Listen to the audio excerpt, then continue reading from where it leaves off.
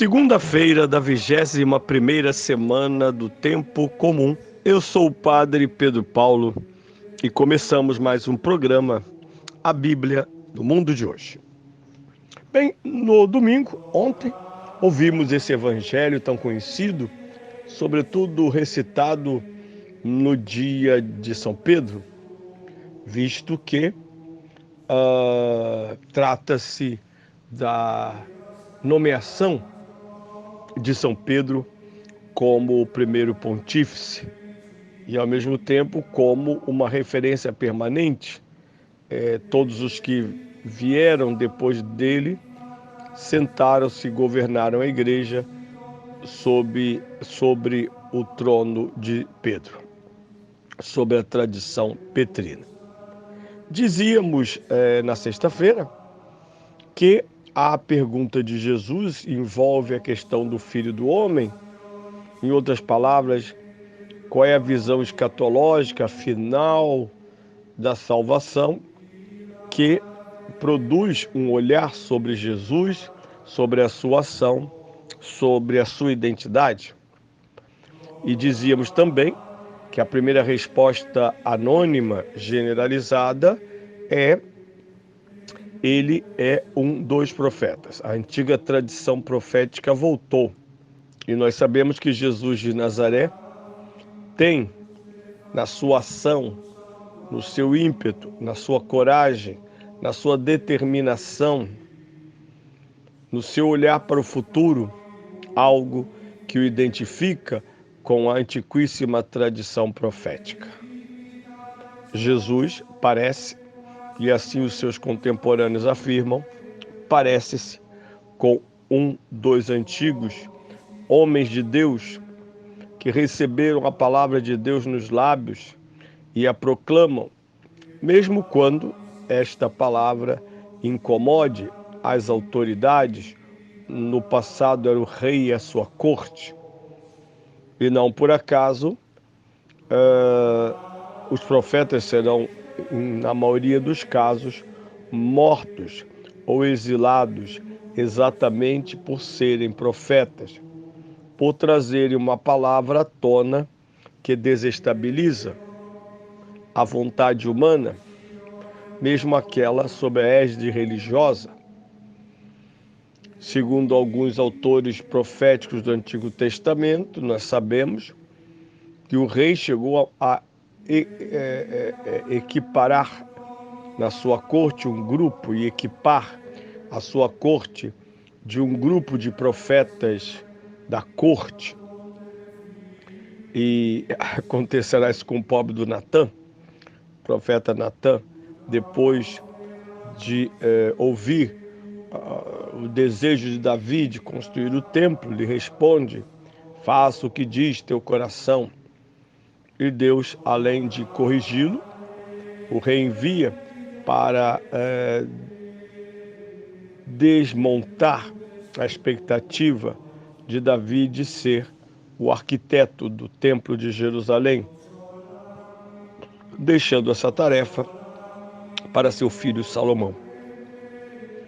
Pois bem, Jesus ouve essa resposta sem comentários, simplesmente escuta, para imediatamente engajar no ouvido dos apóstolos uma pergunta mais exigente.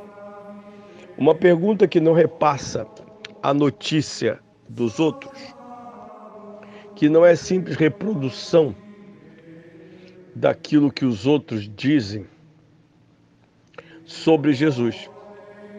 E vós, quem dizeis que eu sou? Quem dizeis que eu sou significa simplesmente que pensais que eu seja, como me entendeis, em que acreditais, na medida em que cada um de vós crê em mim. E de uma resposta coletiva, alguns disseram isso, outros disseram aquilo, diante da primeira questão, que dizem os homens que eu sou. Na segunda questão, eleva-se a voz de São Pedro, estabelecendo com Cristo um diálogo definitivo na história da igreja. Tu és o Messias, o Filho do Deus vivo. Essa é a resposta de São Pedro.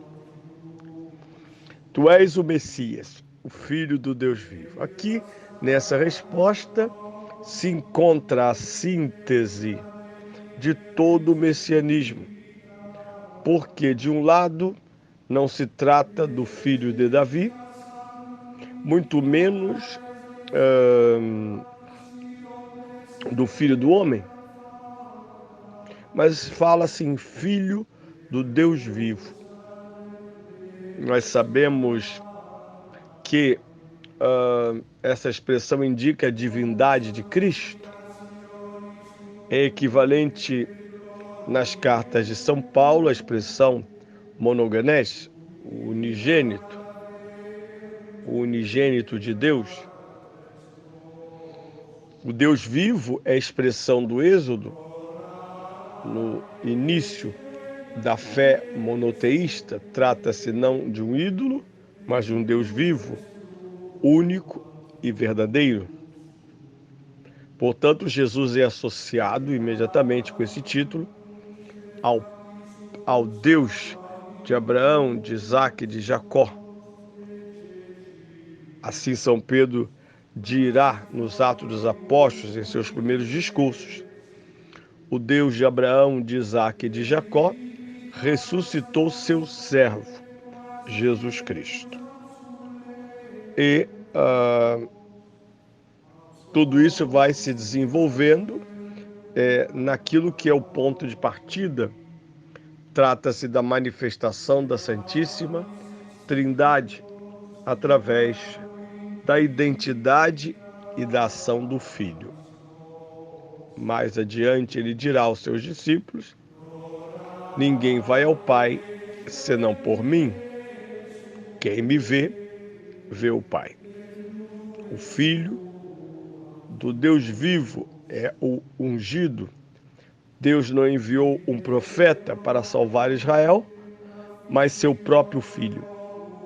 São João confessa isso no seu Evangelho, no capítulo 3, quando diz: Deus amou tanto o mundo que enviou o seu próprio Filho. A sua identidade messiânica corresponde a um desígnio eterno de Deus. São Paulo será o teólogo desta meditação, que Deus, em sua bondade e sabedoria,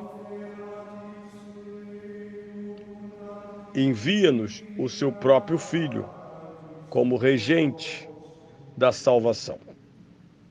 E aqui ocorre, se de um lado isto é profundamente cristocêntrico, diz respeito à identidade mistérica de Cristo, a identidade da igreja revela-se aqui quando Jesus diz a São Pedro, a Simão, filho de Jonas, que não foram o sangue e a carne que o revelaram. A tradução da CNBB fala: não foi uma pessoa que te revelou. Não acho suficiente essa substituição de carne e sangue, porque